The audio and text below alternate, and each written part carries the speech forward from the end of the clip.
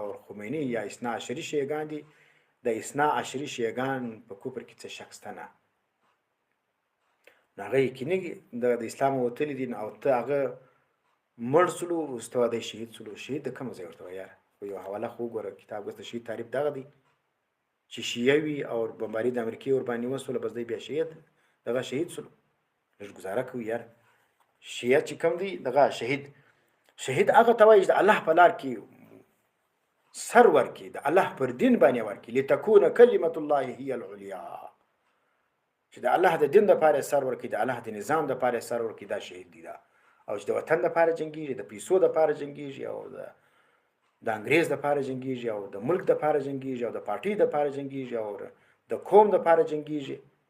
وینې نو پسې رایخه نو د خدای شان دي. دا نو په دغه شان باندې د الله دینه ما سوا چې پر هر شي باندې دی مړ سو دته شهید نه ویل کېږي وروره.